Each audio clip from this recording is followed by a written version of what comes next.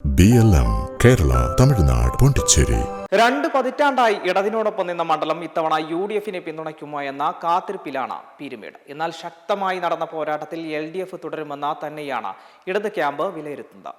MLA ആയിരുന്ന തോട്ടം തൊഴിലാളി നേതാവ് വാഴൂർ സോമന്റെ വിയോഗത്തിന് ശേഷം നടന്ന തെരഞ്ഞെടുപ്പിൽ CPI ജില്ലാ സെക്രട്ടറി K സലീംകുമാറാണ് ഇടത് സ്ഥാനാർത്ഥിയായി മത്സരിച്ചത്.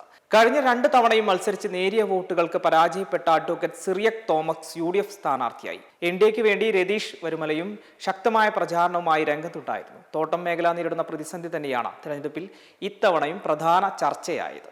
ഒപ്പം കാർഷിക രംഗവും വിനോദസഞ്ചാരവും അടിസ്ഥാന വികസനവും ഒക്കെ തീപാർന്ന ചർച്ചകൾക്ക് ഇടയാക്കി. തിരഞ്ഞെടുപ്പിന് ശേഷം കിട്ടിയ നീണ്ട ദിവസങ്ങളിൽ ബൂത്ത് തലത്തിൽ മുതൽ അവലോകനങ്ങൾ 3 മുന്നണികളും നടത്തിക്കഴിഞ്ഞു. അവരുടെ പ്രതീക്ഷയും അവലോകനവും ഒന്ന് പരിശോധിക്കാം. വിജയം ഉറപ്പാണെന്നാണ് UDF ക്യാമ്പ് പറയുന്നത്. കഴിഞ്ഞ 2 തവണയും ഉണ്ടായ നേരിയ വോട്ടുകളുടെ വ്യത്യാസത്തിലുണ്ടായ പരാജയങ്ങൾ ഇത്തവണത്തെ ഏകോപന പ്രവർത്തനങ്ങൾ കൊണ്ട് മറികടക്കുമെന്ന ആത്മവിശ്വാസത്തിലാണ് പ്രവർത്തകർ. ത്രിതല പഞ്ചായത്ത് തെരഞ്ഞെടുപ്പിൽ നേടിയ വിജയം ആവർത്തിക്കും. തെരഞ്ഞെടുപ്പ് പ്രചാരണ സമയത്ത് പ്രാദേശിക നേതാക്കളും പ്രവർത്തകരും തമ്മിൽ ഒത്തുചേർന്നുള്ള പ്രവർത്തനങ്ങൾ നടന്നു. മുൻ തിരഞ്ഞെടുപ്പുകളിൽ പിന്നാക്കം നിന്ന പ്രദേശങ്ങളിൽ കൂടുതൽ ശ്രദ്ധ നൽകിയിട്ടുള്ള പ്രവർത്തനങ്ങൾ ഇത്തവണ ഗുണകരമാകുമെന്നും UDF-ന് പ്രതീക്ഷയുണ്ട്.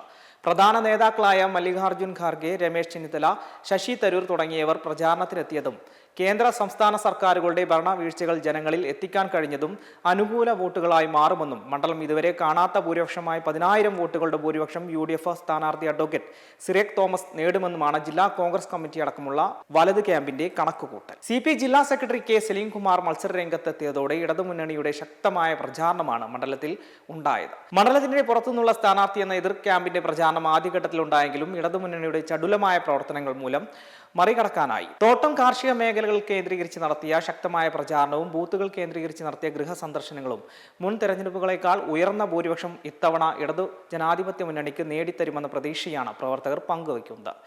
അപവാദ പ്രചാരണങ്ങളിലൂടെ ഇടതുപക്ഷത്തെ നേടാനുള്ള എതിർ കക്ഷികളുടെ തിരഞ്ഞെടുപ്പ് തന്ത്രം ജനങ്ങൾ തള്ളി ജില്ലയിലെ ഏക CPM സീറ്റ് നിലനിർത്തും. സംസ്ഥാന സർക്കാർ ഇടുക്കിയിൽ നടപ്പിലാക്കിയ വികസനങ്ങളും തോട്ടം തൊഴിലാളികളെ ചേർത്ത് പിടിച്ചതും തിരഞ്ഞെടുപ്പിൽ പ്രതിഫലിക്കുമെന്നും പ്രതീക്ഷയുണ്ട്. തിരഞ്ഞെടുപ്പിന് ശേഷം മുന്നണിയിലെ പ്രധാന കക്ഷികൾ നടത്തിയ അവലോകനങ്ങളിൽ നേരിയ പ്രതീക്ഷ മാത്രമാണ് പറയുന്നതെങ്കിലും 5,000 വോട്ടുകളുടെ ഭൂരിപക്ഷം ഉറപ്പാണെന്നാണ് പ്രവർത്തകരുടെ വിലയിരുത്തൽ.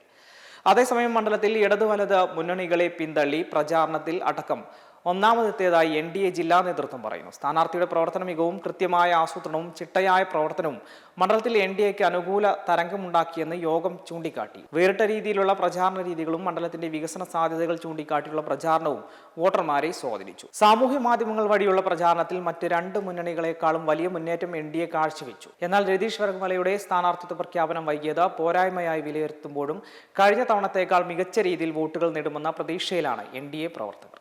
BLM കേരള തമിഴ്നാട് പോണ്ടിച്ചേരി.